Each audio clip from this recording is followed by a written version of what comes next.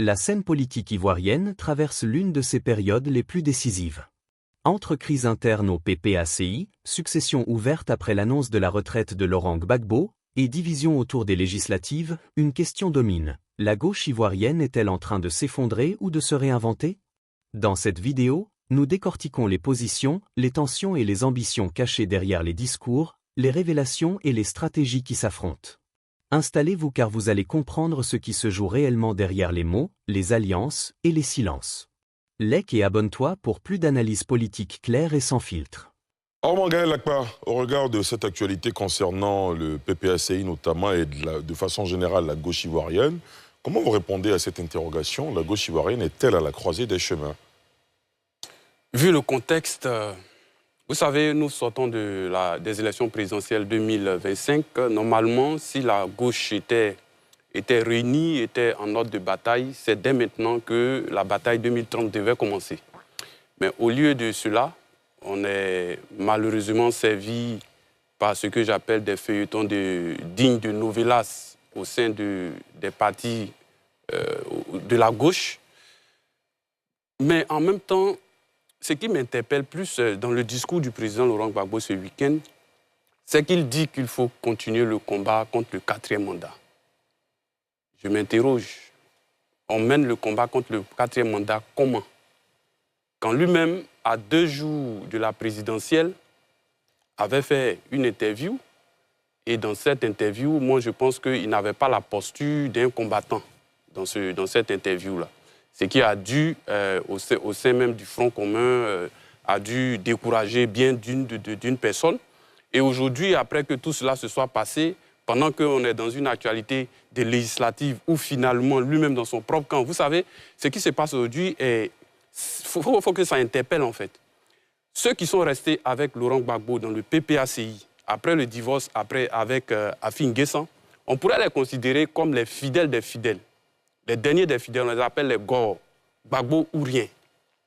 Et aujourd'hui, pendant qu'on va à ces législatives, parmi ces fidèles des fidèles, on vient trouver encore des infidèles qui seront traités de traîtres, qui, eux, décident d'aller à ces élections, donc qui ne respectent pas la décision je ne veux pas dire la décision du président Gbagbo, mais la décision du comité central, qui était que le parti ne participe pas.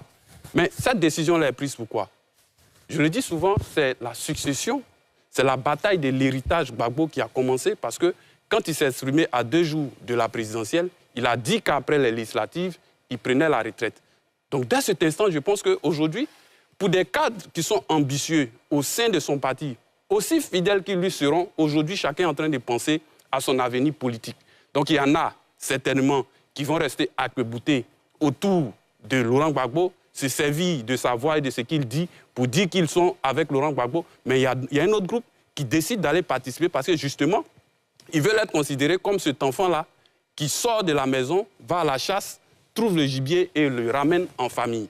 Parce qu'ils iront à ces élections, quand ils vont finir, quel que soit ce qui aura été pris comme sanction, quand ils reviendront au sein du PPACI, ils reviendront plus forts et lorsqu'ils iront au Congrès, ils pourront se positionner. Donc c'est l'après-Gbagbo qui est en train de se jouer. Mais pendant que cet après-Gbagbo se joue, on voit un Charles Blé Goudé qui s'est invité dans cette affaire. Si vous voulez, je pourrais revenir là-dessus. Comment Charles Blé Goudé revient là-dessus, on l'a suivi dans l'interview ici. Il n'est plus prêt à se laisser de côté parce qu'il considère le président Laurent Gbagbo comme étant son père. Il considère comme un Don Melo, comme un Afin Guessan, comme une Simone Ivé que le président Gbagbo a été pris en otage par un groupe. Étant le fils de Laurent Gbagbo, aujourd'hui Laurent Gbagbo décide de partir à la retraite. Lui aussi, Charles Blé Goudé, il prend part au chapitre et il sort des révélations. Vous voyez que toute la semaine, ça a été que ça, l'actualité. Il fait des révélations là où depuis des années, il avait décidé de ne rien dire. Cette sortie n'est pas anodine. C'est malheureux pour l'opposition qui, depuis la chute du FPI en 2011, n'a jamais pu retrouver le leadership autour de quelqu'un d'autre que de Laurent Gbagbo. Laurent Gbagbo qui est la figure emblématique de la gauche, mais qui, depuis, a été quand même affaibli par des questions judiciaires, par des questions qui l'opposent au pouvoir et il n'a pas pu être celui qui devait porter la gauche. Malheureusement, au lieu de passer le relais, là où d'autres ont parlé de plan B, ça n'a pas été. Finalement, le RHDP est resté encore au pouvoir. Aujourd'hui, il n'y a vraiment pas de stratégie claire pour cette opposition. Si elle veut vraiment se retrouver d'ici 2030, il faut que cette gauche-là décide de se retrouver, qu'elle passe les égaux, que Simone Eivé, que Charles Blé Goudé, que Awadon Melo, que Pascal Afin-Guessan retrouvent droit au chapitre et qu'ils viennent s'asseoir pour se parler, essayer de trouver un leadership. Parce qu'aujourd'hui, je pense que c'est ce qui manque à la gauche, un leadership. Comme tout le monde est leader, on ne sait pas qui suivre et finalement, ils vont dans tous les sens et c'est dommage. Éric Bayala? Oui. Réaction? Bon, la question est de savoir est-ce que la gauche ivoirienne est à la croisée des chemins. Moi, je le dis clairement, oui, la gauche ivoirienne est à la croisée des chemins. Parce que pour plusieurs raisons. On a des raisons structurelles, on a des raisons idéologiques et puis on a des raisons organisationnelles. Quand vous regardez la décision du PPACI, par exemple, de ne pas aller aux élections législatives, quand bien même on sait que pour la dernière législature, le groupe parlementaire du PPACI a rapporté un peu plus de 1,5 milliard au PPACI en raison de 75 000 francs chaque 3 mois. Et vous voyez que ce groupe parlementaire-là a mobilisé, dans le cadre du financement des partis politiques, 1,5 milliard pour le PPACI, qui sont donc logés dans les caisses du PPACI. Je suppose que c'est avec cet argent-là que le PPACI arrive à mener ses activités. Maintenant, quand vous décidez de ne plus avoir droit à une représentation à l'Assemblée nationale, c'est-à-dire que vous refusez un visage institutionnel pour mener les luttes dont il parle. Mais en même temps, on se demande, est-ce que ça s'apparente comme un professeur qui, à chaque fois que la semaine avance, ou bien le mois avance, il vient avec un cours sur un nouveau chapitre. De l'appel de Benoît jusqu'à cette initiative pour la libération des prisonniers politiques, bien d'initiatives et d'appels ont été lancés. Mais quel a été le bilan mené par ceux qui ont lancé ces différents appels-là à un moment donné pour savoir, nous avons mené une telle activité, sinon nous avons appelé à avoir une telle attitude, une telle démarche, quel en a été le bilan pour pouvoir nous projeter? Rien de tout cela. Et donc, on a l'impression que nous nous retrouvons dans ce qu'on pourrait appeler un prêchi-prêchationniste qui, à la vérité, ne donne absolument rien du tout. Parce que la posture qui est la sienne, notamment celle du président du PPACI, qui consiste à mener un débat contre le 4e mandat, au cours d'une cérémonie baptisée « Initiative pour la libération des prisonniers politiques ». Mais il y a vraiment, c'est-à-dire, point de vue, sens, il y a à s'interroger. Vous voulez mener une initiative pour libérer des prisonniers politiques qui sont détenus, soit par un régime, et en même temps, vous combattez le régime qui est en train de faire, selon vous, un 4e mandat. Mais donc, qui vous écoute? Qui vous entend? Quelles sont les méthodes et les moyens dont vous disposez pour que cela puisse prospérer? Et je pense qu'il y a un lien direct avec le premier sujet, la posture du politique en Côte d'Ivoire. C'est un peu ça. Parce qu'on fait plus de la préjudication que de faire de la politique. Parce que vous n'avez aucun pouvoir, vous ne disposez de rien, mais la logique aurait voulu qu'on ait vraiment cette posture républicaine. Parce qu'on peut être politique, on peut être opposant, et puis avoir droit au chapitre. Par la pertinence de votre posture et de vos positions et de ce que vous défendez. Mais quand vous êtes dans une posture de combat, depuis 1990 jusqu'à 2025, vous êtes dans une posture de combat, mais finalement vous menez le combat contre qui et pour qui? Or, aujourd'hui, il y a un conflit générationnel au sein du PPACI. Seul qui veut s'affranchir du messianisme et de tout ce qui est situation patrimoniale d'un appareil politique, et ceux qui ont fait confiance à une certaine gauche, qui ont estimé qu'on peut peut-être faire ses classes au sein d'un parti comme le Front populaire ivoirien, comme le PPACI et les autres organisations telles que le COGEP et autres, se retrouvent encartés dans un parti politique, mais ils n'ont pas droit au chapitre. Pendant que l'un, sinon le leader, décide d'aller à la retraite, on veut en même temps étouffer toutes les ambitions de s'exprimer. Quand vous partez à la retraite, c'est quel appareil que vous laissez pour continuer votre combat? Qu'est-ce que vous laissez à la jeune génération? Parce qu'une chose est certaine, après les élections du 27 décembre, si le PPACI officiellement n'a pas de représentation à l'Assemblée nationale, mais comment est-ce qu'il pourrait mener son combat au niveau institutionnel? Puisqu'ils aspirent, selon eux, à faire des contre-propositions pour une autre gouvernance en Côte d'Ivoire. Mais la posture du combat continu risque de la positionner comme étant plutôt un mouvement de contestation que plutôt d'être un parti politique qui repose sur des bases institutionnelles. Et là, c'est là toute l'interrogation pour dire effectivement la gauche ivoirienne est à la croisée des chemins. Très bien. Roger Yuan, je reviendrai à vous tout à l'heure, docteur Kamenan. Merci à Ali Diarasouba. Non, je pense que il faut déjà noter que quand on parle de gauche, il faut saluer les grands combats menés par la gauche ivoirienne. J'ai rappelé avant-hier que si nous sommes revenus au multipartisme, même si dans la constitution de la République de Côte d'Ivoire, il était inscrit la question du multipartisme, mais pour que le multipartisme soit une réalité en Côte d'Ivoire, il y a eu des citoyens qui se sont battus. Ces citoyens sont de gauche. Il faut les saluer.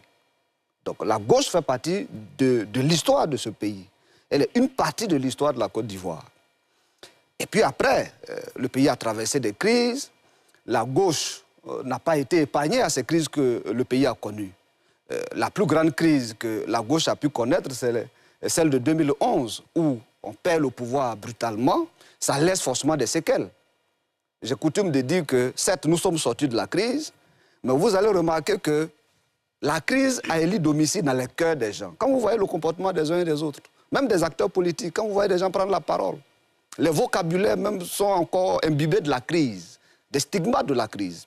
Et donc la gauche, elle n'a pas été épargnée.